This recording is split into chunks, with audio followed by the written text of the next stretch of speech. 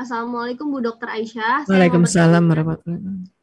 Pada umur berapa tahun kita mengetahui otaknya dalam menghafal Al-Quran? Apakah dengan cara visual atau audio atau kinestetik? Gitu. Ya, itu mulai anak-anak berinteraksi dengan kita ya, mungkin 1 tahun ke atas itu udah bisa ngelihat kita, bisa ngelihat. Ya, sekali lagi untuk tahu apa-apa itu perhatikan dengan jeli. Ya, ada anak misalnya tuh minta kita selalu bacakan, walaupun dia sudah bisa baca. Bunda, bacain aku. Bunda, ceritain aku. Berarti kemungkinan besar dia saraf di auditorinya ini itu lebih dominan. Ya sudah, bacakan. Karena dia auditori. Banyak bunda, baca sendiri dong. Kan udah bisa baca sendiri. Dia bukan nggak bisa baca sendiri. Telinganya lebih cepat nangkep. Makanya bacain aja dulu.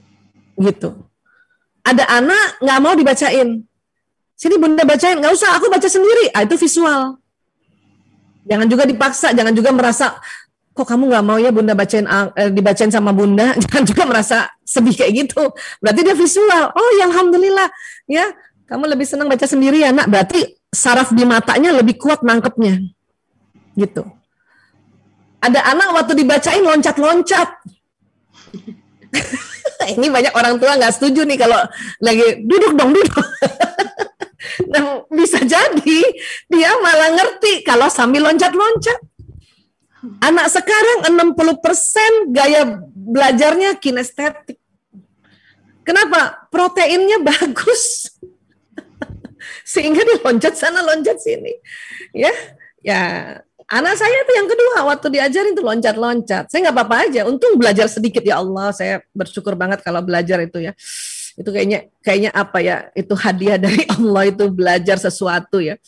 Loncat-loncat. Tinggal saya ya bikin pertanyaan-pertanyaan. Ya, siapakah nama ayahnya Nabi Muhammad SAW? Dia sambil loncat-loncat. Abdullah. Berarti kan dia ngerti. Kenapa juga kita marahin suruh duduk? Itulah namanya gaya belajar kinestetik. Ya. Nah, termasuk nih lagi pandemi nih, anak-anak yang misalnya nih, ya, dia kalau gurunya menjelaskan dia harus lihat. Guru kemana dia harus lihat. Nah, berarti dia visual. Ada anak waktu gurunya menjelaskan dia nggak lihat, tapi dia begini telinganya nih. Lihatnya ke dinding, tapi telinganya dia arahin ke sumber suara. Itu berarti auditori dominannya. Ada anak sambil belajar, dia main-mainin yoyo atau main-mainin pulpen atau kakinya goyang-goyang, ya, kakinya goyang-goyang, atau itu tadi sambil main bola.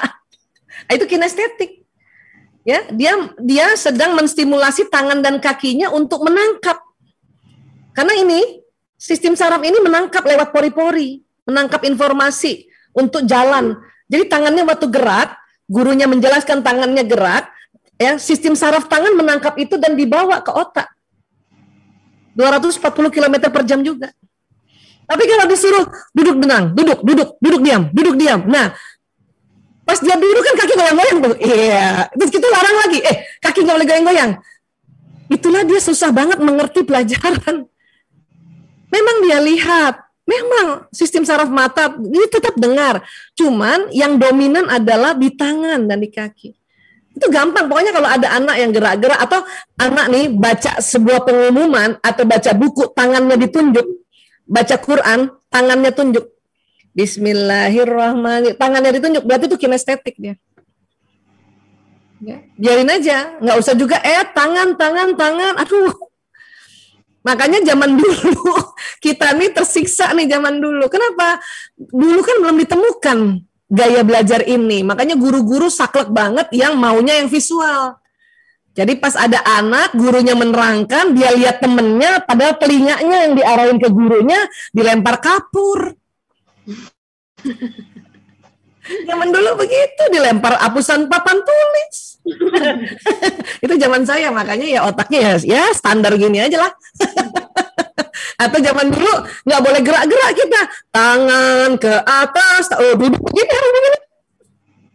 Nah, saya udah mulai lihat ada temen yang kakinya goyang-goyang. Kenapa? Saraf kakinya tuh yang nangkep pelajaran, dimarahin pula itu goyang-goyang.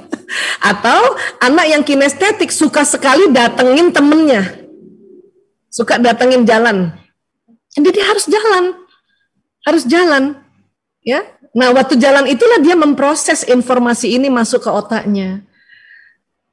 Makanya kalau bagusnya adalah ya patokannya ya udah ulangannya bagus apa enggak, di atas KKM apa enggak, udah itu aja.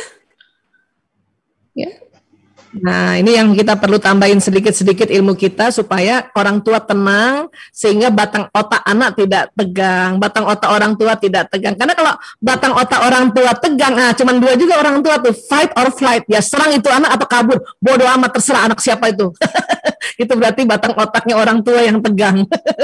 Ya, nah kurang lebih kayak gitu, Ustazah Iza. Masya Allah. Jadi ini adalah catatan penting bagi kita sebagai orang tua maupun sebagai pengajar di sekolah. Karena tadi mengenai pemenuhan baterai kasih sayang, ternyata harus mengerti konsepnya dulu gitu, baru kita bisa mengaplikasikan gitu ya kepada anak-anak. Insya Allah. Sama gaya belajar ya, gaya belajar itu penting.